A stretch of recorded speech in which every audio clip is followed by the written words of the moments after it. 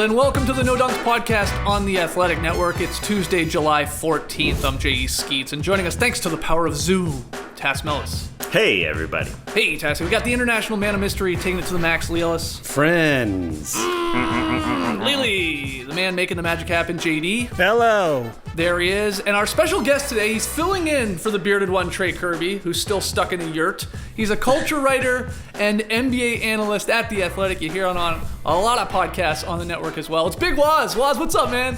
What's going on, guys? I would never pretend to be filling the bearded man's shoes, but I'm going to do my best. I promise you that. Well, we appreciate you coming on. I let the people know on yesterday's No Dunks pod about this new The Athletic NBA show, at least new podcast feed. This one-stop shop with this rotating lineup of like insiders and writers and reporters and hosts, including yourself. I did my best to explain what was going on with this bad boy, but maybe you can help us fill in the blanks a little bit. I know we got 5 different podcasts, one of them being Hoops Adjacent with yourself and Hall of Famer David Aldridge.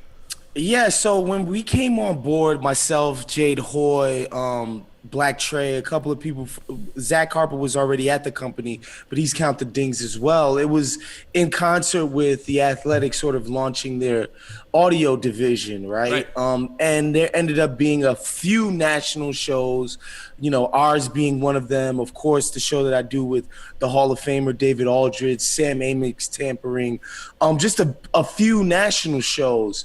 But they were doing their own thing and living on their own. And then it was decided once the season started back up, we would consolidate it, bring all of those shows into one feed. That way, every single day, once you're, subscribed to that feed, you will get a different flavoring, a different sprinkling, if you will, from the different assortment of characters. And I like to tell people that it's not just because I'm biased doesn't mean it's not true. I think the Athletic happens to have the best NBA coverage in the world. That's bar none. And so, you get voices like myself and, of course, David Aldridge, who has 30 years of NBA broadcasting and reporting, and his Rolodex is ridiculous. So we get to, by the grace of David Aldridge being a legend, we get to talk to so many incredible people on the show, and I just get to, talk my general crap, be the person that I am, while David, most people might know him from TNT and ESPN, and you might know David Aldridge for what I call his broadcaster voice. But on Hoops Adjacent, you're going to get Chocolate City, DC, David Aldridge. Okay? He's a funny guy. I don't think goodness. A lot of people realize that. I'm with you on that. And even myself, I know 10 years ago, I would have never thought David Aldridge is, quote unquote, like a funny guy. But you hear him on these podcasts. We've had him on our show, too. He is. He's hilarious. Yes, he's extremely professional. Yeah. You don't get to the Hall of Fame by accident. He's hardworking, he's professional, he's talented, but he likes to cut loose. He likes to have fun. He is just the dopest dude. And I think that's the dynamic that people enjoy about that show. But then you got, of course, Sam Amick, who's been in the game for decades, of course. And if you know Sam Amick, he's one of the most gregarious dudes, fun guys, very easy to get along with. And so it's no wonder that he's become a very connected guy in the NBA. And so Tampering, and you get a sprinkling of that. On Basketball Buds, hosted by Zach Harper, Talk Hoops on Twitter, some people credit him with creating the language of basketball Twitter, right? The way we joke, the snark, the ridiculousness of it all, that the fun that we have on Twitter, that's sort of the tenor that you'll get on the Basketball Buds. Of course, we get into the X's and O's and the transactional stuff, but really it's about having fun on that show. And then we got a show with Ethan and Marcus Thompson. Not gonna lie to you, before I got hired by The Athletic, I had a subscription literally so I could read Ethan and Marcus, because to me they're two of the smartest, and they come at stuff from a worldview that I generally don't have. They're so expert at giving you a viewpoint that's not, sort of the status quo or the general rule of thumb. And that's what you're going to get on Thursday and Friday with Dave DeFore, Seth Partnow, and Mo Dakhil. That's just straight up nerd shit. So Basketball Buds, Tampering, Nerder She Wrote, the one you just mentioned, Point of Contention, that's Strauss and Thompson, and then the one that I said that you're on with the Hall of Famer Aldridge, Hoops Adjacent. Just because you're biased doesn't make it untrue. You're totally right. It's just a fact, I just honestly think the group of people that the Athletic has assembled for the NBA. Not to say we don't kill NHL or the NFL, but I think for the NBA, of course, you guys are an example of that. Of course, there's Shams Charania. Of course, there's guys like John Krasinski in Minnesota. Fred Katz in Washington. Just these guys are incredibly connected, incredibly plugged in, and insightful. And I just think we have the best NBA coverage around. And that's not to, disrespect. I have friends at ESPN. You know what I'm saying? Those are my homies, but I just think we have the best NBA coverage out there. Well, actually, I just listened to an ESPN podcast, listened to Brian Windhurst talking about... A friend of mine. He was talking about the MLS and that it is bubble adjacent because the bubble is right across from the NBA bubble. It seems like he's kind of taking your guy's show name, Bubble Adjacent. It seems like he's like, oh, let's just make a show name called Bubble Adjacent. Listen, you speak the truth, man. You speak the truth, except for Zach Harper. Zach Harper invented the language that we talk about on That's Twitter. what some people would say. That's what I some don't people know. would say. I think one of those people would say that is Zach Harper. Zach Harper, his mom. Some people might say that. Fair. That's two people. You're right. If Aldridge is in the actual Basketball Hall of Fame, when there's ever a Twitter Hall of Fame, Harper will be going in on sheer volume of tweets. Absolutely. Getting his shots up. Yeah, exactly right. All right, so as I said yesterday, and as Waz just eloquently put it, smash the subscribe button, the Athletic NBA show. If you haven't already, I would assume people listening to No Dunks here, especially by way of the Athletic, listen to a lot of those shows already. Now they're all in one spot. That's pretty damn convenient if you ask me. So the Athletic NBA show, and shout out to all the guys and all the contributors too. Like you were saying, you were going through some of them, like some of the guys that are on the beats and stuff like that for teams. John Hollinger's obviously another great one. Of course, legend. A lot of voices coming through a lot of these shows. And my man Michael Lee. Here. The list goes on. Jason Jones out in Sacramento. He's been killing it for years. And this guy is, if you've ever heard this guy speak, tell a story, he's incredible at it. The talent is literally unlimitless, man. It's like a dream team of sorts. And I'm not just saying that because they signed the checks, y'all. It's the truth. Doesn't make it untrue. We are... Honestly, I think about this a lot because I struggle. I'm trying to read as much as possible. Like you said, all these great writers we have at The Athletic. Of course, all there's still great writers at other sites across the board. We're spoiled so much as an NBA fan. Like, you literally it's almost impossible to keep up in some certain ways. Just with how many great articles there are, obviously how many great podcasts there are and stuff like that. So... you're spoiled, is what I'm saying. So it's a fun time to be an NBA fan. This is even when there's no goddamn NBA going on right now. Exactly. Imagine when the games start back. Yeah. So let's get into that. Well, before we do, a quick reminder for everyone. Email us your NBA questions and comments to nodunks@theathletic.com. We're going to be hitting the beach tomorrow, stepping on the beach to answer your cues. So get those in. You got a few hours left. Follow us on social media, Twitter and Instagram at NoDunksInc. Lee, you're still locked in to talk to Dominique Wilkins today for Poppin' Packs? Absolutely locked in. I spoke to the Hall of Famer yesterday. We're all ready to go. 3 p.m. Eastern at No Dunks Inc. live on Instagram. Okay, that's going to be fantastic. Yeah, Lee's killing it, Waz. I don't know if you've been watching the IG Live stories. He's been having on Legends, opening up an old pack of basketball cards. He's got Neek coming on today. Wow, I got to check that. I'm not going to lie, I haven't been able to check that out, but as somebody who used to participate in basketball card collecting, aka legal gambling for kids, I'm very interested to watch this because I was one of those people, you get the big hard plastic to put your special Shaq rookie card, and then of course you would have the booklet, and I was one of those people. Topps, Ultra Flare, all of these things, Upper Deck. I was one of those cats. Were you just collecting basketball cards or like other sports and stuff like that? Oh no, I was strictly basketball. Yeah. And I had interest in football and baseball. And I know baseball was like the creme de la creme of card collecting, but I was just addicted to basketball, even from an early age. So I was only collecting basketball cards. So here's the question. Do you still have any of them? Did mom throw them all out? Did you get rid of them? I lost those a while ago, man. We had moved. My mom had bought a house in Queens, New York. So we lived in an apartment building in the East Flatbush neighborhood of Brooklyn. And then my mom bought a house in Queens. She was like, Brooklyn is, we need to get a house. And so she saved up her money and she bought a house in Queens. And in between that move from Brooklyn to Queens, I lost the cards. And, by that time I had figured out some things about my body and that I liked girls, and it was just over. It was over for basketball cards.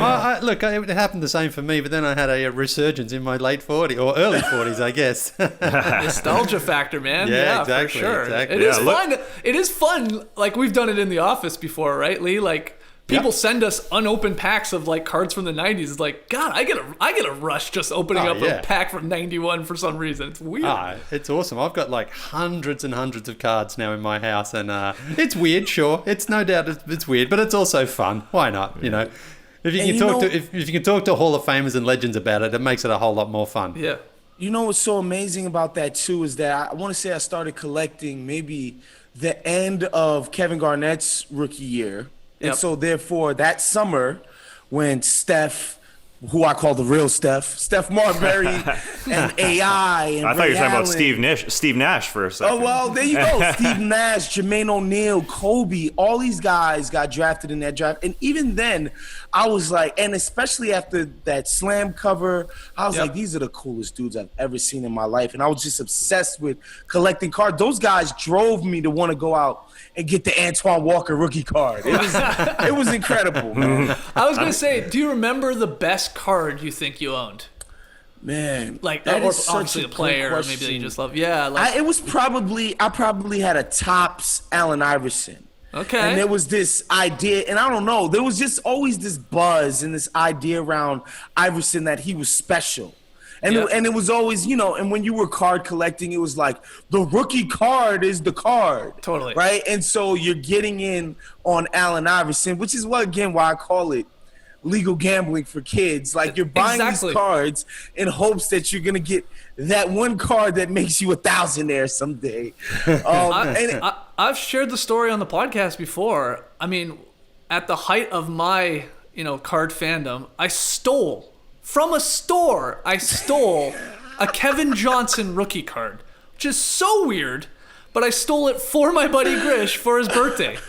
Just pocketed it, took it home, threw it in a card. Like, I wrote him a card and said, "Happy birthday, bro." He's like, "Wow, Kevin Johnson rookie card." And the thing, I swear to God, I'm pretty sure it was $50 at the time. Like, what a racket. Yeah. Was that Kevin Johnson Cavs rookie though? I think it was. Yeah. So maybe a collector's item. But that's how you're right. It was crazy, was. Yeah, and again, you would compare your collection with your friends, and you weren't a serious collector if you let it have the bunny ears at the top. The special cards had to go in a hard plastic case to ensure that it would stay in pristine condition when eventually you would sell to somebody, I don't know who. You would sell this card to somebody who thought it was so valuable. So silly. Yeah, I got to keep it mint. Yeah. The only other card story I have is one of my biggest fights with my next door neighbor. Shout out to Dwayne Kelly. We lived side by side. Was my best friend growing up, obviously just because of proximity. But a great guy. And I remember once we got into a huge fight. Who knows what it was about? And I think it was me, or I can't remember if it was me or him, but one of us ripped up a Grant Fuhr. Remember Grant Fuhr, hockey goalie? Of course. And I think it was me, ripped it up in front of him, and it was his card or something. Like, that was like killing his dog or something, like, at the time. Like, it was brutal. Mm-hmm. Well, it didn't sound like you really liked him. You sounded like your best friends just because of proximity, anyways. No, he was one of my best friends, man. Grant Fuhr. Look, we've fallen out of touch. He moves away, I move away, but shout out to Dwayne Kelly. He used to catch with the right hand. Don't see too many of those guys. Who, Grant Fuhr? Yeah. Remember Grant Fuhr was? Do you even know what I'm talking about? Remember him? No, I don't. The very little bit of hockey that I did know was all Rangers and Devils. Marty Brodeur. Okay, yeah. Mike Richter. Am I getting that right? Richter. Yeah. You're banging it home. I got cards behind me. I got a lot of baseball and hockey cards behind me. I got a David Cohn. You're in Queens. This guy's on the map. Of course, David. See, baseball, I know. Baseball, I know. I was actually a fan. I would actually watch games. Hockey, it was one of those things where Messier won the championship, and I like. Let's face it, it wasn't a big deal in my black-ass neighborhood, but I could tell that it was a big deal elsewhere in the city. Sure. And so that's what I remember. That's my dog, Ted. He's a Woken, so. Your dog's name is Ted? His name is Theodore. Oh my God, that's awesome. But we call him Ted or Teddy or whatever. I've always enjoyed a human name for an animal. I gotta be honest. I just love it. It's like, oh, that's Ted again. Acting Yeah, because you don't want to name the dog Fido. Yeah, I know. I'm with you. Or, Hutch or something. All right. We have veered onto a wicked tangent there. I love it. Final piece of news. We're on Facebook at facebook.com/NoDunksInc. Well, I guess it's official. We're now on Facebook. All right, that's right, Garth. Okay, so we got Waz on here. We thought we would do some big bubble questions for Big Waz. Again, some silly ones, some serious ones.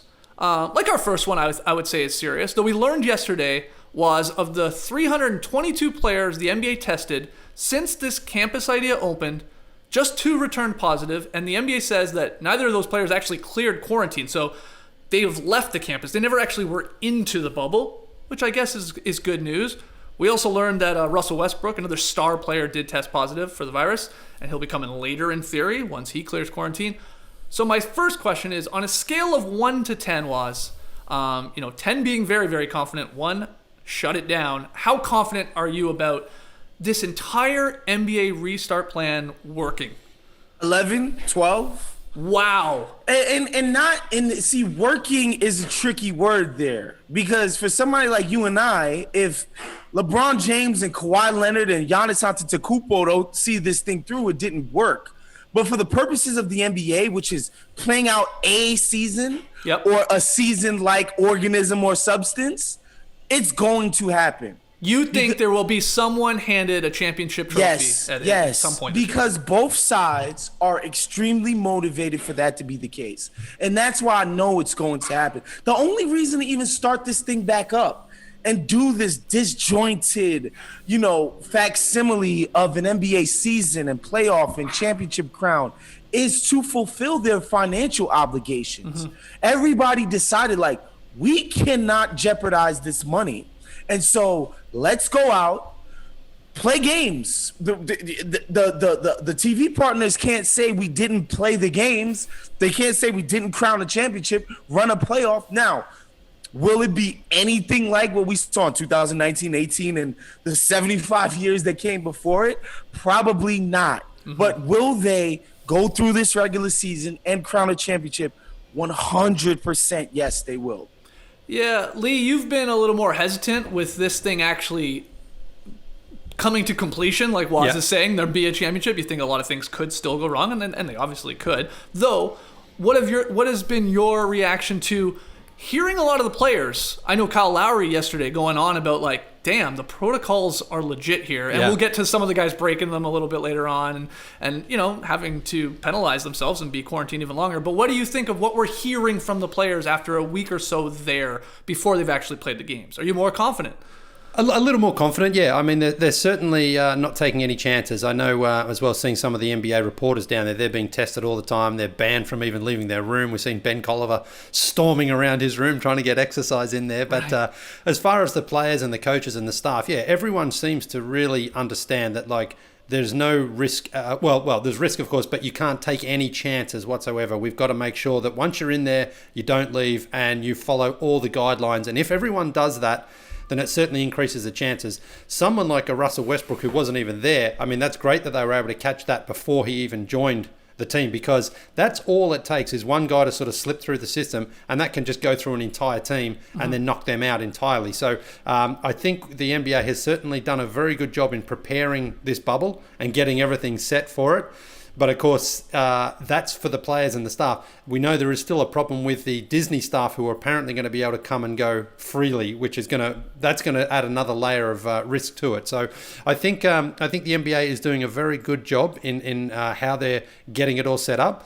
But again, it's a long from July 30 until October 12. That's a very, very big window for nothing to go wrong. Right. Obviously, as the further it goes on, there's less teams, there's fewer players.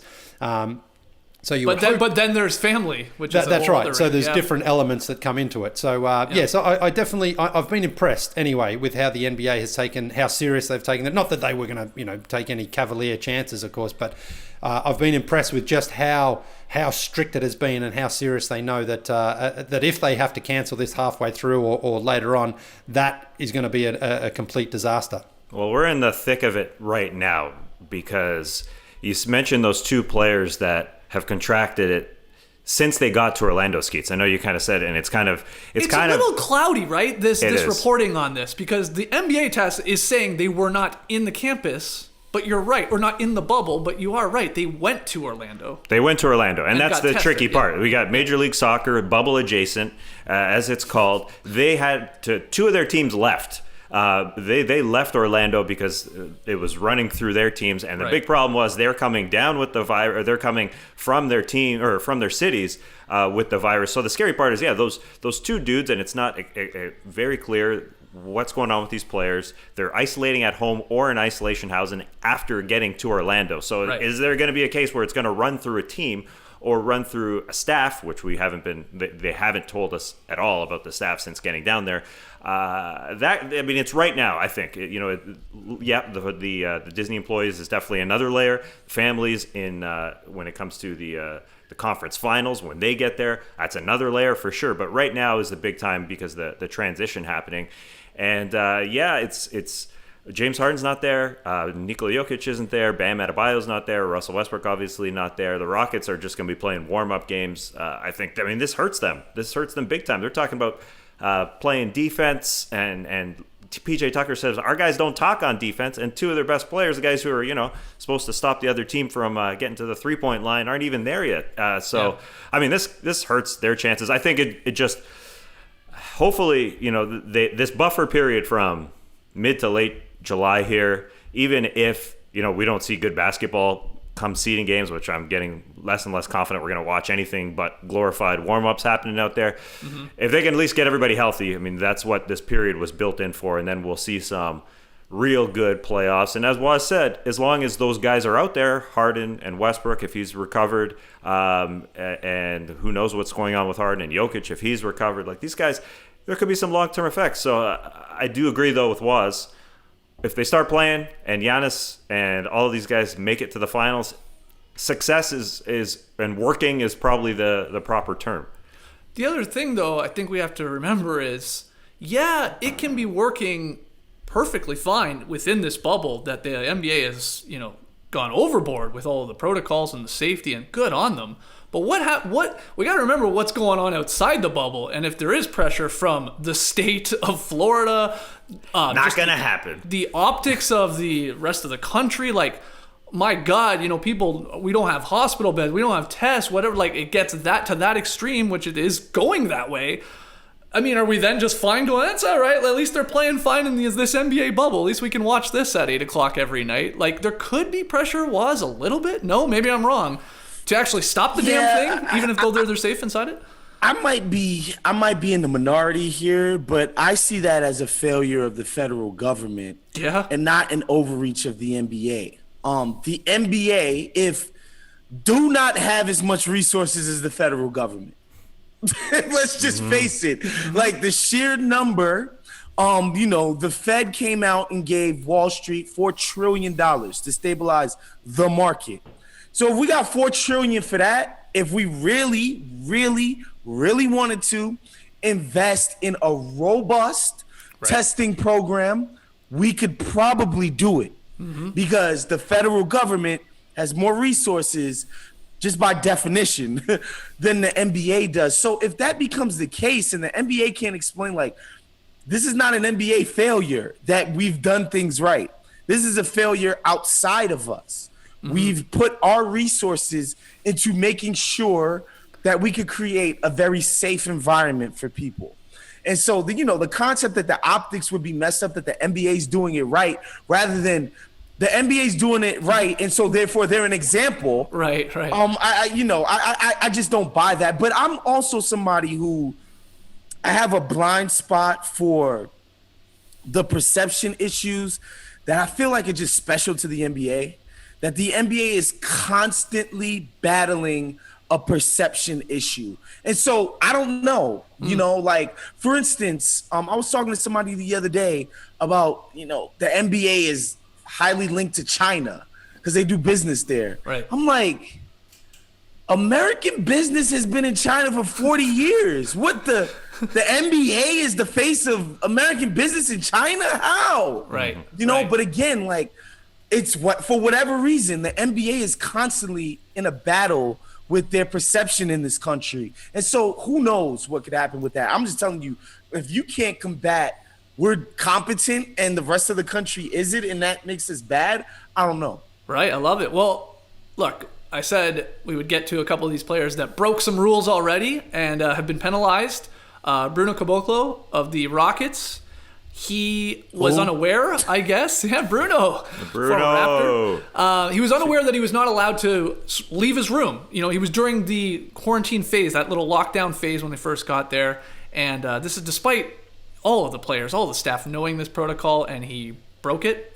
He says he was unaware of that, but anyway, he is now forced to really, I mean, not forced, I guess he can, in theory, just straight up leave if he wanted to, but he has to now be in quarantine for 10 days. He's already like 7 or 8 days in. And Rashawn Holmes, we learned, crossed the Disney campus line to pick up delivery food and now must quarantine for these 10 days. Again, he's got like 7 or 8 days remaining. So they're taking this damn serious. One of the questions we were going to have for you was, even though we now have some answers, but like which player is most likely to get himself in trouble and why? And I guess the second question to that is, are we going to see more of this, of guys intentionally or unintentionally breaking the rules and you know, getting a slap on the wrist because of it? What do you think? First, I want to say Bruno Caboclo needs a better agent. He should have did like Sammy Sosa in Congress and act like he don't speak English. Like I don't know, language barrier, guys. But you know, to answer your question though, Je, it's got to be the guy who allegedly accidentally overdosed on edibles on a team flight. That's my bet for somebody who might be getting in trouble during the bubble in quarantine. He accidentally overdosed on edibles at work, y'all. At work. Right. Interesting. Okay, when he's on the flight, you're considering he's at work. Of course, you're with your bosses, you're with your colleagues. That's work time. You don't just get to do whatever you want. When you get to your house, you're officially off the clock. But once you're team facility, team plane, the arena, you on work time, brother. Yeah. So Dion Waiters is a possibility here. Okay, well, back to Rashawn. That's the low-hanging fruit, though, I think there was for Dion Waiters, isn't it, really? I mean, you know, I think it's going to be a bit of a shocker, you know, someone who sort of is going to test the boundaries a little bit, and then the NBA is going to have to come down hard on them. I mean, maybe it's a James Harden, you know, he's thinking like, nah, I can sneak out, I can get some takeout, they won't do it to me, but, you know, they're going to have to, aren't they? If it's anyone, they're going to have to dish out the same punishment. Yeah. No, and honestly, I don't want to see any guy have to be like in his hotel room for 10 days, but if the NBA is going to pull this off, they have to be serious about it. Yeah. And so if a guy just went and picked up, you know, Uber Eats and he went to a spot he wasn't supposed to and didn't follow the protocols correctly like Holmes, then sorry, that's just the way it's got to be. I mean, they put the rules in place to try and keep everybody safe, to try and keep the virus out, and you broke the rules, man. Like, you got to pay the punishment now. I'm surprised that no one has used the player hotline snitch line quite yet. Like, hey, you basically pick up the phone and call a number and say, this guy's leaving his room. He's going to get Postmates. You know, pick him up. And I guess the obvious answer for who would do that first is Chris Paul. But he's saving it. He's saving that, man. Saving that for the playoffs. He's saving that for the playoffs. And I think that's when you're gonna see the snitch hotline start going into overdrive. And it's not just going to apply to players. You're going to see coaches getting snitched on, trainers getting snitched on, anything for a competitive advantage. I think you're going to see it. And I don't think it's just going to be relegated to the Chris Paul types. You're going to see guys be like, oh, okay, I can do that and get that. Okay, I'm going to do it. These guys are not dumb. And guys enjoy it. And guys enjoy a competitive advantage. Yeah, and Chris Paul's not dumb either. Like you said, Bruno Caboclo should have been covering his ass saying, I don't speak English. Chris Paul will probably have somebody call in for him. He'll probably have his, like, Chris Paul Jr. call in for him. It'll be the State Farm Chris Paul. What food, Waz, would you break quarantine for?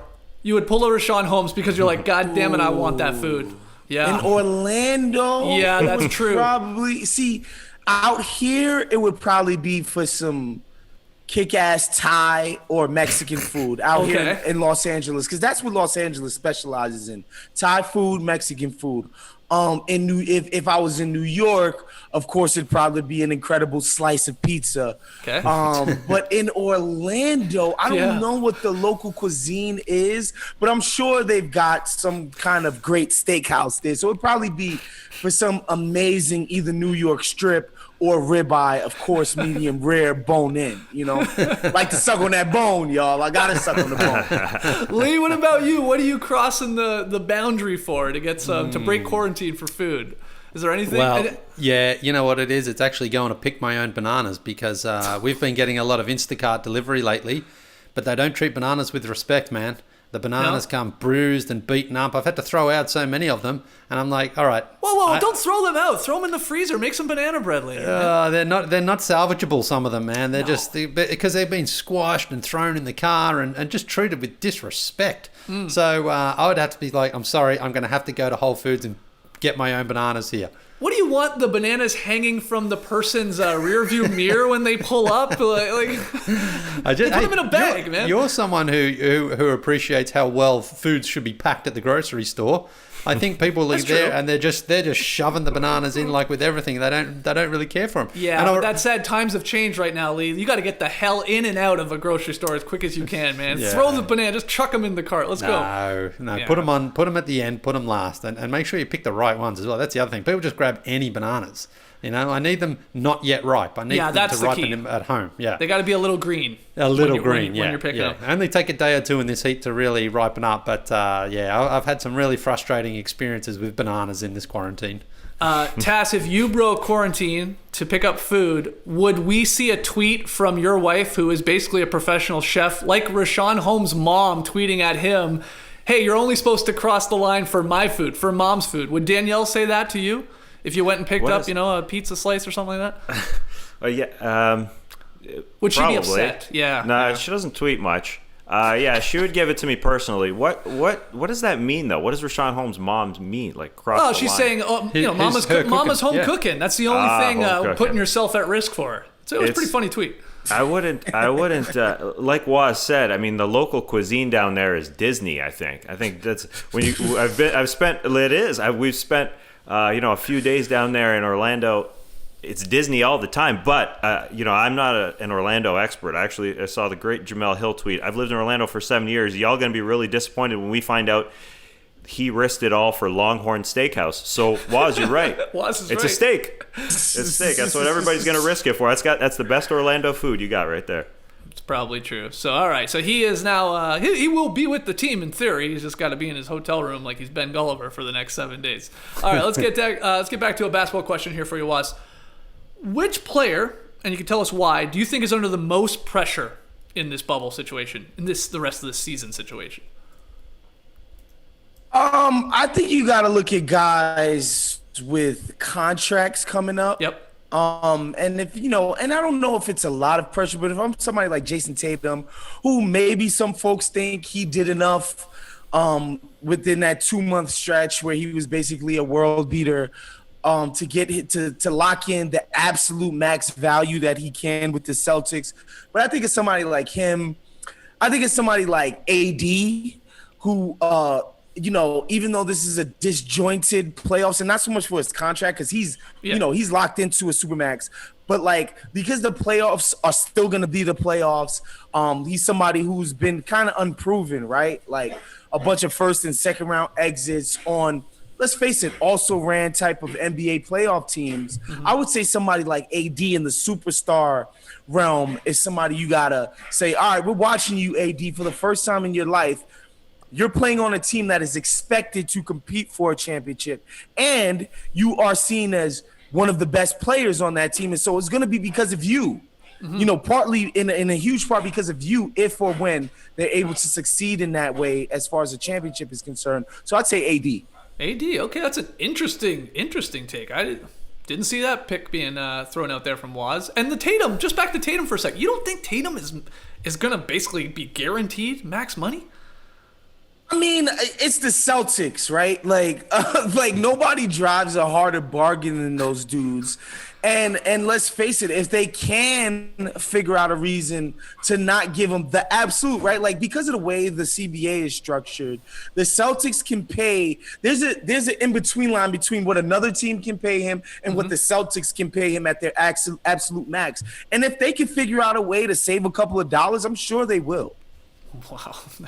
That's very Danny Ainge-like, I guess. You're not wrong there. Yeah, I think there's pressure on Jason Tatum to be awesome in this postseason because the Celtics offense does run dry at times, and I know we're all just salivating like we're Ted watching Jason Tatum play good basketball in February and March, but the playoffs is a different story. So they're going to be very good. They're definitely going to be good, but if Jason Tatum can get to that level, I think he's probably the only guy that can get to that level. I'm not sure it's on Kemba or Jalen Walker right now to take them to potential NBA final. I think that's where he does have some pressure because I know we're just thinking about Jason Tatum was rocking it in February and March, but now it's superstar time. That's different time. He's had some playoff moments already in his fairly young career. I mean, he showed up before. Lee, is there anyone else that you would add to this list? Maybe it is like Waz was alluding to at the beginning there, like a contract guy, like a Fred VanVleet or.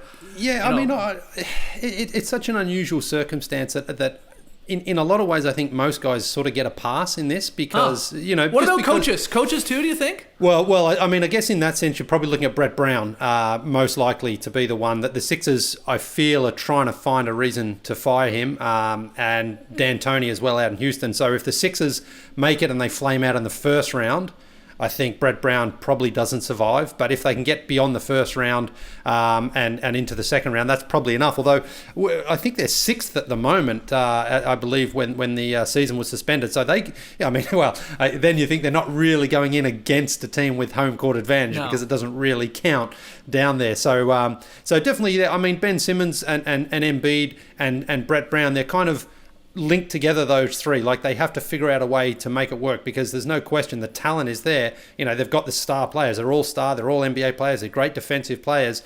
But so far, I think most of us look at Philadelphia and it just wasn't quite working there this season. Al Horford, surprisingly, wasn't able to really fit into that team. They picked up Josh Richardson as well. They've got good players on paper, but Brett Brown has to find a way to make it work. So I think minimum for the Sixers is getting out of the first round of the playoffs. If they don't do that, then Brett Brown might be in a bit of trouble. Well, they're already trying new things, Lee. Well, I'm sure you saw the news. Yeah. Ben Simmons, in practice at least, they're playing him at power forward. Shake Milton at the point. Joel Embiid says he's loving it. Simmons says he's all in on it. Brown says, we would have, in theory, maybe even done this when we first drafted him, but we needed somebody to play the point, so we gave the ball to Simmons. What do you think of this possible experiment we see when the season kicks off again of Simmons not playing point? What do you think? I mean, positional-wise, when it comes to Ben Simmons, it's all semantic, right? Like, who is he going to guard? That's really all that matters. And he's been somebody who's guarded power forwards in the past. Yeah. And that's, to me, one of probably his greatest strength, his defensive versatility, his ability to guard 1 through 4 with no problem because of his strength, his quickness, and just his sheer athletic ability and explosiveness. So this doesn't really surprise me much. Ben Simmons can guard most of the NBA's power forwards. He's that talented defensively. But one more guy I think we should keep our eye on as far as pressure is concerned, also in the Eastern Conference, is Chris Middleton. And that's because if the Bucks thing is seen as not being able to work, it's going to be because Chris Middleton, or that's what people are going to say, is because Chris Middleton isn't good enough. And therefore, that's why Giannis Antetokounmpo, probably the greatest player outside of Kareem in the history of that franchise,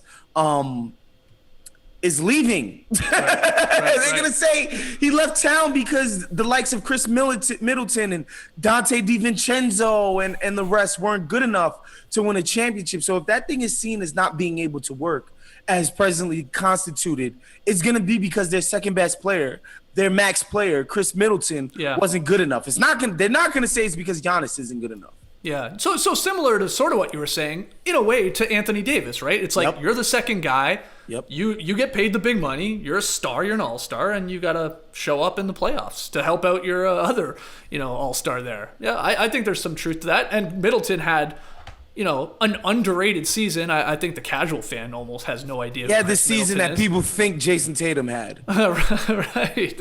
Exactly. Well, that's a good way to put it, maybe. So can he continue that in the playoffs? He's had moments in the playoffs, too, where he has completely disappeared. He's had really rough games, and then you never want the offers type of games from your another max guy on your roster. He's just you gotta pencil him in for 20 every night in any sort of playoff game. He's got to hit shots, and he's a good defender too. He's actually a little underrated, I think, on that end. So that's a good one and that's just because of expectations, like the Lakers. Yep. Oh, they should be a title contender. They should be in the championship finals. Same with the Bucks. And Giannis's contract is looming. Oh, that's true, too. That's the thing. It's looming. And there's this perception that he's only going to leave if this thing is seen as not championship worthy. Mm-hmm. And so when you consider all of that, where somebody could put it on you, that Giannis, the likes of a generational talent like Giannis Antetokounmpo left because you weren't good enough. That's a lot of pressure. Yeah, for sure. Who do you have, Waz, as a dark horse title contender? We talk about the Lakers, the Bucks, probably the Clippers in the mix there as the legit favorites. But who would you have as a, potential dark horse title contender for here in the bubble? And I promise this is not a pander. Oh, here we go. We the North, baby. Oh, and I love it. And if not a title contender, somebody who can go to the finals for sure. First of all, what I love about the Raptors is that when they traded for Kawhi Leonard, I immediately picked them to go to the finals. Everybody was jacking the Celtics and the Bucks. Not the Bucks so much, that's a lie. But the Celtics were the team, and I was like, nope. The Raptors now have the best player in the Eastern Conference. The defensive versatility of that team is going to be off the charts. Mm-hmm. They're the best team in the East. They're going to go to the finals. So not only did they go to the finals, they won it, made me look like a genius. So I love the Raptors just for my own vanity purposes. Secondly, what I love about them is just the intensity. This team plays hard every single night. They play with a level of cohesion and togetherness that you just don't see on NBA teams, right? And so I think in the bubble atmosphere, the Raptors come in with an advantage of that cohesion. I don't think it's going to take time for that to happen. They're going to hit the gate and I promise you, they're going to be mauling people because they play so hard. They play so together. I mean, when it comes to basketball IQ on that team, from a Kyle Lowry to a Fred VanVleet to Marc Gasol, just the collective basketball IQ, both offensively and defensively of this team. I love them. And, of course, Nick Nurse, probably the league's best coach right now. Yep. And I'm not just saying that because of hyperbole. I just think his willingness to try things. He'll never get stuck in the mud on a strategy. He's willing to change on the fly. His adjustments are second to none, and he's shown it throughout the course of a championship run. And then he came back this season and added more adjustments, for instance, letting guys shoot threes, letting teams shoot threes, but letting them shoot the right threes. Yep. I just think the Raptors, as far as dark horses, to get to the championship, specifically in the Eastern Conference, man, I love the Raptors. Let me just interject here with a call we always make in this moment was Homer. He's not wrong, though, Lee. He's not wrong. No, he's not wrong. Just laid it all out there. The reasons why they should be considered a dark horse title contender. They got a chip on their shoulder, too. Yeah, I've been saying all season, I think when the Raptors are at full strength, I think they're as good as anyone in the Eastern Conference. I think the Bucks are the favourite and they deserve to be, but I don't think the Raptors are scared of them. I don't think the Raptors are scared of the Celtics. Like any team, and even, I always refer to how Greg Popovich, one of the greatest coaches, maybe the greatest ever, he always says, you just need a little bit of luck still in the playoffs. Sure. And that's, that's the thing with the Raptors is if they get to that right spot and they get to a position where, hey, they can sense that they can take down one of those big teams, I have no doubt that they could do it. Even if these other teams on paper look a little bit more intimidating, some younger guys, some more athletic guys. But the Raptors have been there, they're experienced, they're deep, they're very well coached by Nick Nurse, as was saying there. They just had and even with all the injuries they battled this season, they still had themselves, third when the... Second. Second are they? Yeah, when the suspension came. So yeah, I think the Raptors are somehow a dark horse in the Eastern Conference. Yeah, well, you said deep there. You guys talked about their depth, and I think that's the most fascinating part, right? Like, I've heard many other. I think I just heard Eric Kareen on Zach Lowe's podcast talking about this idea of like the Raptors are never going to have the best player probably in a series. Yeah. Like, they're not. I mean, and as much as I love Kyle Lowry and Siakam and all that, and like all-star level guys, don't get me wrong, but there are going to be maybe better players on the other side that they're playing. But okay, that's the star at the top. Try and show me another team that from 3 through 9, 3 through 10 even on the roster that can match the Raptors' depth. I don't think there's anyone that even really comes all that close, I actually think. But, so that's good. But then what do we always say? And I think there is some truth to it. I mean, the team that has the best player can go on to generally win the series because when it's, nut crunching time, you got to need to get a big bucket. You got to go to your star. And can Siakam do what Kawhi Leonard did? Or can Lowry do what Kawhi Leonard did? That's where my hesitance comes in, even as a Raptors fan. And as much as I love this team and the coach, like you said, and all that, and the chip on their shoulder, I love all that. But who's just going to be the guy in a 1-point game to get them the bucket? Or can you do it as a team? I don't know. It remains to be seen. Tass, what do you think? Yeah, listen, Dark Horse I think it is a fine name for them, even though it's crazy because they're the second seed. But I think because they got to the second seed and sort of overreached people's expectations, I think we're forgetting that Kawhi Leonard's not there. And so, like you just said, Skeets, and Waz talked about their defensive versatility. Yeah, but Kawhi Leonard was so key in going on to Giannis Antetokounmpo, being a big part of stopping the Sixers and Embiid and Simmons. And so, yeah, they just got by the Sixers, and then they somehow turned it. And that luck happened last year, like Lee mentioned. But it's going to be tough on the offensive end, I think. But hey, man, maybe Siakam can impress. I think that 2-3 series, if we get it with the Celtics and the Raptors, is going to be awesome because I think it's like fairly equal up and down the rosters. But I think the Bucks would.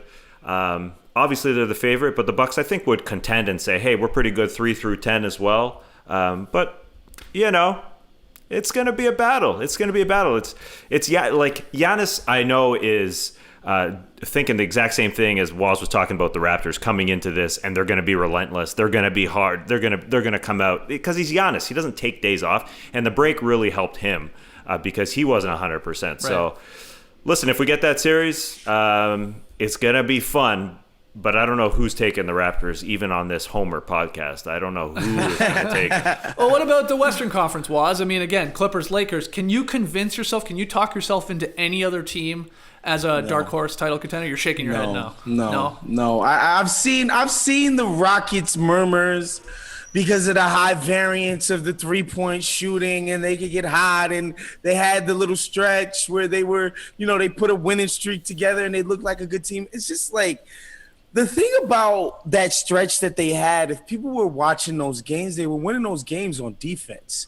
They were playing defense like White Woj from Duke, right? Slapping the floor. Like, it was high intensity, end-to-end defense from 5 guys playing on a string because they realized if they did not do that, they would get embarrassed. There's no way for them to come out and play some sort of base set defense and just let things happen. They had to be aggressive to have a competent defense. And they knew that because they were playing this, the tiniest lineup in NBA history, right? But I think in a playoff setting where teams get to pick the weak points of that defense, of which there are plenty. When you talk about James Harden and Russell Westbrook led defenses, they're gonna get figured out. People are gonna shred that team to pieces. And I think offensively, they're gonna be easy to figure out. Right? It's basically spread it out. Let Russ and Harden ISO. I think teams are going to figure it out matchup-wise, how to neutralize that. And defensively, they're going to find the weak points, the soft spots, and beat those guys up. Denver, no thank you. As much as I'm somebody who I definitely was late to the Jokic party. I was a strict non-believer, specifically just defensively. I'm just like, this dude is so damn slow and he can't jump. Right, it's the combination of the two things. It's like, all right, like you're not gonna move your feet, and when you are there, like it's not like you're gonna give some fantastic contests like old school Roy Hibbert, right? Yeah. And so I was very apprehensive to join the Jokic train, but as I start watching him more and more, and his genius level passing, and my favorite thing about Jokic, quite frankly, is one-on-one, he's gonna put you underneath the basket. Yep. When he backs pretty much anybody down, he's like huge. You can't put a switch on him. Yeah. He's slamming his body into you, and he's moving you no matter who you are. And that's when I sort of gained a certain level of. I'm like, man, in crunch time, you can't put one on the ball, and when you send two, he's gonna find the open guy. That's an incredible weapon. Right. And so as much as I've come to love and enjoy Jokic as a player, I just think the surrounding parts, like, sorry about the You don't want to be a homer? You don't want to be a homer right now? No, Jamal Murray, no, he disappointed me this season. I was expecting him to come out and be a bona fide all-star player. Maybe a Kyrie light, if you will, right? A guy that's going to kill you off of the dribble on the pull-ups. Capacity enough that, you didn't guard him as if he had blinders on and would just kill you in pick and roll. He just hasn't done that. He was hesitant to take threes this year. He just didn't show me the player that I thought he was going to be. And so therefore I'm like, and Gary Harris, forget about it. This guy fell off of a freaking cliff this season. I'm just a non-believer in what they can bring to the table. And I happen to be in Los Angeles. I've watched the Lakers and Clippers all year. They're the best two teams in the conference, just straight up and down. There's no two ways about it. Yeah. I think my favorite dark horse team I've seen thrown out there is from Ethan Sherwood-Strauss, point of contention. You can hear it on the Athletic NBA show later this week. He's back in the Thunder as a wild card pick. Lee, I know you were high on the Thunder. Pre-quarantine, you were calling that the Thunder were going to beat the Rockets, if I remember correctly. It was a long time ago. Yeah. So ESS right there with you, like the Thunder. Shocking the world. I think he laid some coin on them, maybe 100-1 odds, if I remember correctly. Oh, wow. Yeah. Well, I don't know if I'd start laying coin on them, but it's more the story that I think Chris Paul really showed this season. He's almost better when he doesn't have those superstars around him. He's almost better as like if he can just sort of raise those guys around him to become better players, like Shai Gilgeous-Alexander, who was a good player, but I think he really benefited from playing from someone experienced like Chris Paul. Steven Adams, he's a very reliable player. He doesn't do all that much offensively, but he knows what to do. Set screen, run to the rim, get those balls and dunk it, and defensively play very well. So I like the pieces coming together. I think Billy Donovan did a fantastic job coaching them this season. It took him a couple of weeks to get things going, but once it was pretty clear that let Chris Paul sort of call the shots on this team and they can be a good team. It's like when Chris Paul was in his early days there in New Orleans, I know he had David West and Stojakovic. He's the maestro, players. man. He's exactly. the maestro. He's just better when no one is really contesting whose team it is. And I think we saw a little bit of that with the Clippers, with Blake Griffin, and a little bit of that with James Harden. And James Harden doesn't have a great reputation of playing with superstars himself. So now Chris Paul, it's almost like, you know what, Chris Paul's at the end of his career, the Thunder are no chance. And he almost thrived on that situation more so because it was like, hey, I'm still a good player. I don't need to go out there and get 25 points a night. He can only do, I think he's only averaging like 17, 8 or 9 assists a game. But he's controlling the pace, he's controlling the tempo, and then he's also hitting the big shots when they need in the fourth quarter. They're a very good team, the Thunder, in close situations. Yeah. And again, I think that's largely to do with Chris Paul and his ability to sort of make the right play and make the right decision, which has been something that has cost him in the playoffs. So, it's a bit of a conundrum there. But I just love the way they played this year. I don't think they could beat the Lakers or the Clippers, but I do think they could beat the Jazz, the Thunder. Right. You could see the Thunder beating any other team in exactly, best of 7 series. Yeah. Jazz, the Nuggets, and the Rockets. I think they're better than those teams. So I just don't think they've got quite enough to get past the Lakers and or the Clippers. All right. Well, we got more questions for Big Waz here, big bubble questions. But before we do, quick word from our sponsor. Before we turn on the mics here, Waz, you were saying you had just gone to a social distanced, I should say, birthday party, like a picnic, an outdoor thing. Yes, sir. And you said it was hot as balls because you're in the valley. You said yes, 100. You said 100 degrees, literally. Jesus. Now my question is, were you rocking the Hawthorne deodorant? Maybe you came back after, jumped in the shower, was using the body wash. Did the products help you deal with the heat? Oh, of course. The exfoliating body wash is my favorite, probably my favorite product that they sent me outside of the Play cologne. Not that I don't like the work cologne, because I do, but the Play cologne, really, I'm like, okay, they got the message. And all I did was fill out a survey, less than 2 minutes, but it's a very detailed survey.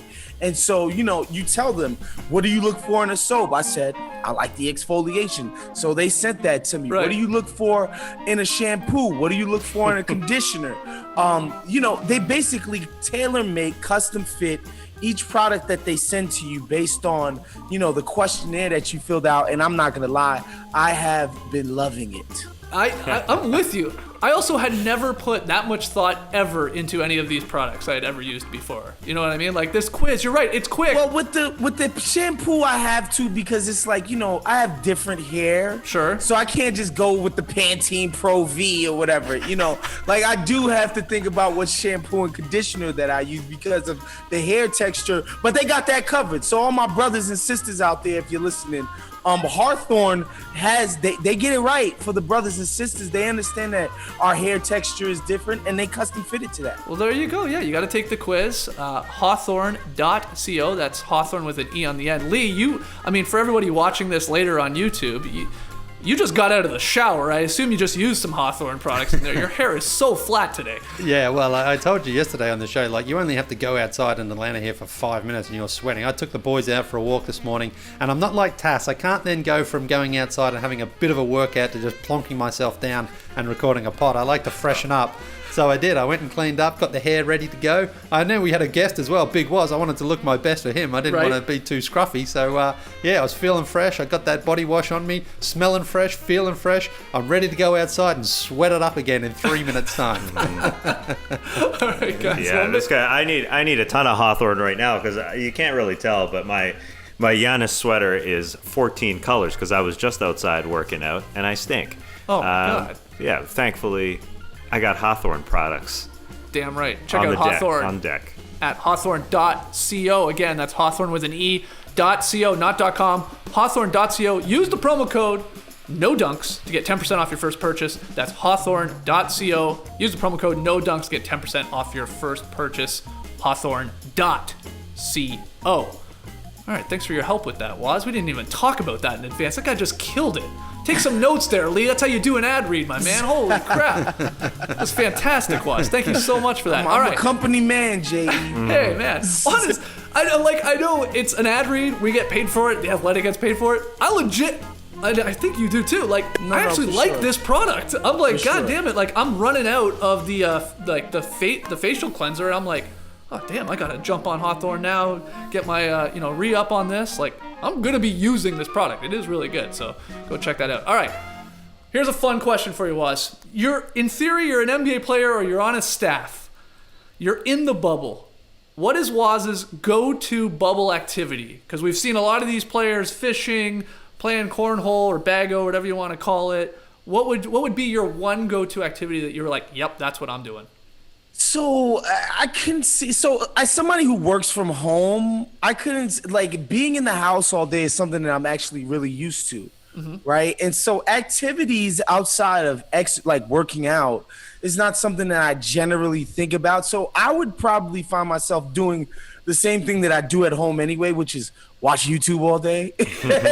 And more specifically, I'm watching Munchies, I'm watching Bon Appetit. Yep. I'm watching a couple of the other food YouTubers because that's my main go-to bag, honestly. Food YouTube is where I spend a bulk of my time.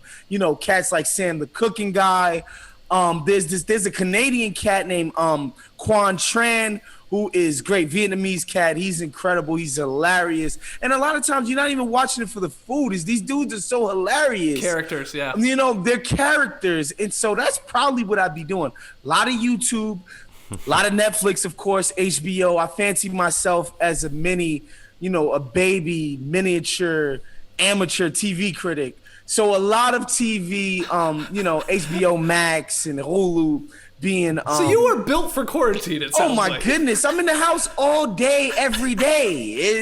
That's what it is when you work from home. You don't go into an office. My office is the Staples Center Media Lounge. Whenever there happens to be games, and even those are 41 times a year in the case of the Clippers. So like that's what I would be doing. I don't know that I'd be going fishing and doing all of that stuff. I probably partake in the playing of cards and all of that, but a lot of YouTube would be being watched. Wow. All right, let me ask you this, though. Trey would definitely ask you this, so I have to ask it on his behalf because I know he's a big Bon Appetit fan, and as am I. My wife is, so I see it. It's on the TV all the time. It's on YouTube.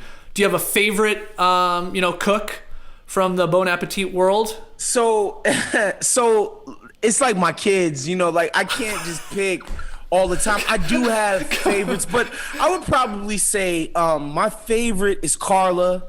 Because I was raised by a lot of women, and she reminds me of many of my aunts and my older cousins who were in my life. Like very assertive, take no crap from anybody type of woman. So I identify with that, and I love Carla.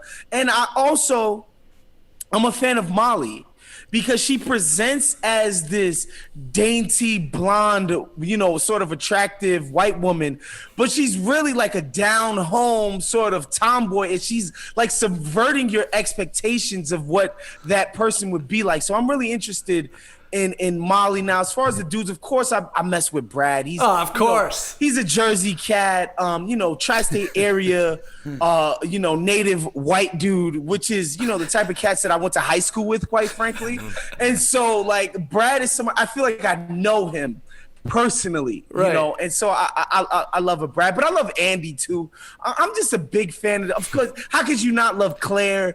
Very quirky, just great person. Like I love the whole squad. And I know there was the whole controversy that arose with Sola, who was somebody who's new.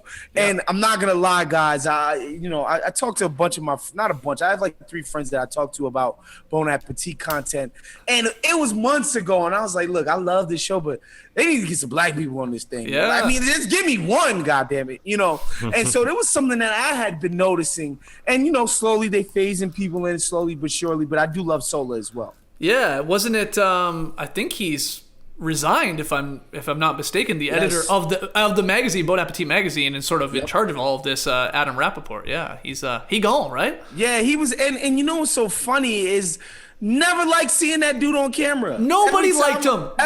Nobody liked him. You could tell all the people that were doing their own shows. Nobody liked him coming around. You couldn't convince me otherwise. You're the boss that everybody hates. Exactly. And so, I'm not going to say I'm sorry. You never want to see anybody lose their job, but I'm not going to say I've been sorry to see him go. I'm sure he got a great severance and he'll get another job in media somewhere else. I'm sure he's fine. But I can't say that I'm sad to see him go. But yeah, Bon Appetit is one of those things. As soon as I click on the YouTube interface and I see a Bon Appetit video, it's the first thing I'm clicking on, and I'm watching the whole thing through, no matter whose show it is, what the video is. I'm just a huge fan. Yeah, can you describe to me, because I always see it, and I got to be honest, I haven't watched one or something like that, but I see the Waz Eats. Like, I see these, like, I guess either, is it a little video or something, a little series? Yeah. It's just me. Me and Jade Hoy, who you guys know, we just decided when quarantine started that we would have to start playing around with content. And I was like, I watch enough food content on YouTube. I could do this thing. And so what I did was I made a couple of videos where I made some food. I did a fried chicken sandwich. Okay, I gotta watch this. I made a cheeseburger. I think I was gonna make spaghetti and meatballs the one day, but we. Whoa! A cheeseburger, spaghetti and meatballs. Yeah. Exactly, one of the time was. Exactly. I'm a Mario Batali out here. But we began to dedicate way too much resources to it because like video editing takes so much time and all of this stuff, and so we slowed it down. But it was just something to do back in March when quarantine first started. It's just like. We want to give people content. We're all home doing nothing anyway. And so do you like cooking? It sounds like you like cooking. Yeah, I do. I do. Yeah. I throw a podcast on. I start chopping vegetables. And I've gotten to the point where I just start getting creative, y'all.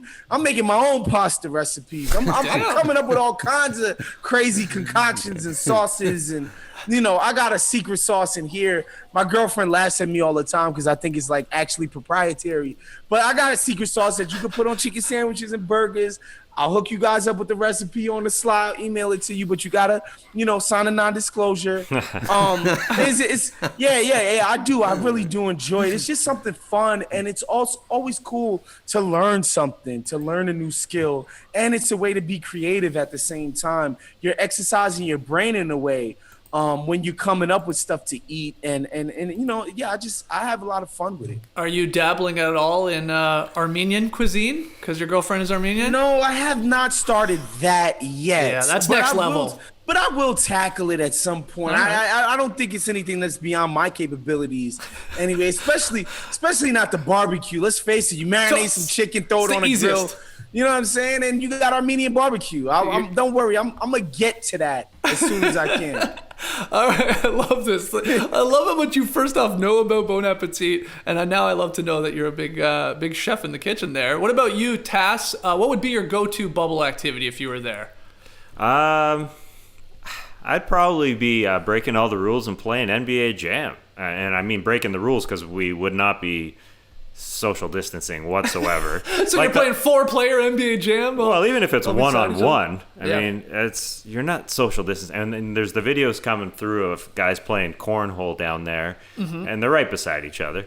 It's outdoors, all good. But I'd be kicking up NBA Jam with all this talk. We had Rayon Ali, the NBA Jam book writer, on our show recently. Yep. Yeah, I'm into it mentally. I'd be video gaming it, and that's something I don't do at home that I always want to do. I'm not like Waz. I haven't been bold enough to pick up many new hobbies during the quarantine, you know what I mean? So picking up a new old hobby, the video gaming, that would be good. All right. What about you, Lee? Same question. What's your go-to bubble activity? Well, I haven't seen it actually if they have it in the quarantine bubble there, but if they had darts, I think darts is actually a good game to play that's socially distanceable too, because all you need to have is, say, 2 or 3 dartboards spread out a little bit, bring your own darts, and then you can just play. You don't actually need to play on the same dartboard. So you know what it's like, Skeetsy, when you're down there, you're playing keep track, you're right. Yeah, under these circumstances, like, all right, you just throw on your dartboard, I'll throw on mine, and you're playing a bit of 501. Now, the only thing is you do need to have a beer when you're playing darts. It's the only way to play. So right. Well, that's fine. We've seen guys crushing Bud Lights down there. I don't call those beers. So you want to have a classy beer, a nice beer, an enjoyable beer. You want to make it fun. You're so hoity-toity sometimes. I am. Man. I'm very hoity-toity at times. It's true. But I don't think not drinking Bud Light makes me hoity-toity, though. I think it's okay. Fair. I have been pleasantly surprised, and maybe I shouldn't have doubted them, because these guys are all, for the most part, are like just fun-loving guys, and they're obviously paid millions to play basketball. So why wouldn't they be in a good mood if they can pull this off safely? Everybody seems to be enjoying, so far, they haven't been there that long, I think that's something to keep in mind, but this bubble life, this campus environment, the fishing activities that they can do, whatever, these games they can play, the ping pong going on, and all the video games and stuff like that. Like, am I wrong, Waz? Like, that's my impression from at least what we see from a lot of the guys' players' social media, be it YouTube channels or Twitter accounts or Instagrams. Like, they're sort of having fun right now, I guess, being around each other again, right? Yeah, and that was the kind of takeaway that I had from this weekend, was like, man, these guys have figured out, like, all right, we got to make the best of this. I know there was some hand-wringing on Twitter, like, oh, it's such a bad look for millionaires to be complaining about food being prepared. But I'm like, if you call that food being prepared, I'm sorry, you don't know anything about immigrant families, my boy. They don't eat like that at home. That's a Walt Disney production of terrible food. That is not a reflection of the workers whatsoever. I promise you, they eat much better at their cribs. Whatever. That was content for people to run with over the weekend. But I think you can see it, like guys hanging out, making the best of the situation. Because again, I think everybody's united in the cause of getting to the bag. Everybody understands what's at stake here. And I think that's why you saw the players union and the owners come to a deal so quickly. Their interests are aligned. The owners want this money, the players want this money, and it's like, guys, let's do what we have to do for a little bit over 2 months. Secure the future of our families in the process with this money, and let's just make the best of it. And let's face it, man, like these guys, they're old enough to understand like what's important in life, right? It's like we get to play basketball for a living. We have this hardship, and I put quotation marks up around hardship for 2 months.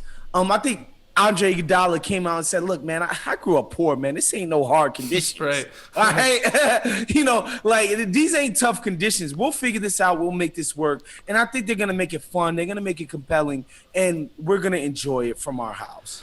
Yeah, I got to say, I haven't seen this much fishing content since the summer of 2010 when I found who Bill Dance was and his fishing bloopers online, because like I can't believe how many of these guys are out fishing and like having a blast by the looks of it. Although I can't stop watching the Ben Simmons clip where he throws the fish back into the water and it like doinks off the deck or whatever, the dock, and goes. I had that on loop. I just kept watching. His facial reaction's hilarious. The way he throws the fish is hilarious. The way it hits the deck and goes in is hilarious. But they seem to be having fun. But like, it's also a weird fishing environment, right? It's like just this artificial, I assume, lake or pond or whatever the hell it is, where they just dump a bunch of fish in so you can go catch it easily. But whatever, something to do. It's incredible. All right, a couple more questions here, and then we'll let Waz go. I always forget how early it is on the West Coast. We got Waz up early for this. Appreciate it, man. We did a huge Disney draft squad episode, Waz, where we were drafting Disney characters. So I thought it'd be funny to ask you, if you were forced to play 2-on-2 hoops, you're in the bubble, and you get to pick one other Disney character, as if they were real, to be your, to be the Sydney or the Billy to you. I can never keep them apart. I can't remember who Woody Harrelson is. Is he Billy or Sydney? I can't remember who is who. But anyway, who would you pick as your Disney character? That's easy, because when I was a kid, my favorite Disney movie was Aladdin. Okay. And my favorite character was Princess Jasmine, and you can imagine why. And so she would be my partner, because even if I lose, I win. You understand? And so Princess Jasmine would be my partner in any 2-on-2 tournament. Wow. Because like as a child, I was just like, this is the most beautiful cartoon woman I have ever seen in my life. And I watched Aladdin over. I'm talking, I was like 7 or 8 years old. I watched this movie over and over. And I watched The Little Mermaid and Beauty and the Beast. And those protagonists were cool. They were cool. Snow White, they were cool. But there was just something about Jasmine. She was just the greatest of all time. And, so and that's when you stopped. That's when you stopped collecting cards, right? Exactly. There. Exactly. Wow, what a wild card pick. Somebody drafted Jasmine in our draft. Me. Was that you, Lee? Yeah. She was my point guard and captain. I thought she was ready for the big challenge. Yeah. Okay. So good to know you're on board there, Waz. Did you also select her, Lee, because you thought she was very attractive as a young child? No? Okay. Just asking. All right, well, back to the movies here. One more here. Or maybe one or two more was. You said you'd fire up YouTube, you watch, sounds like you consume a lot of content, be it television shows, movies. Yeah. If you had to take one movie with you to Orlando that you could only watch on repeat, maybe it's Aladdin, for crying out loud, what flick do you pick? Probably Anchorman. Probably Anchorman, because I still get a kick out of that movie. Like I still laugh every time Ron Burgundy says, "Guys, I have a huge announcement to make. Cannonball!" Like I still laugh at that. I still laugh at the fight scene. Christina Applegate, who I grew up watching as Kelly Bundy on Married with Children, another very integral part of my childhood. Formative years, y'all. And so like she's one of my favorite parts of the movie. Like I like Anchorman to this day. And it was one of those movies when I first got to college, me and my roommates in our suite, that was one of the DVDs that we had. So we watched that movie over and over and over and over again. And to this day, when I watch it, I still get a kick out of it. And so it'd probably be Anchorman. Wow. All right, Lee, what would you pick? Is it Mrs. Doubtfire?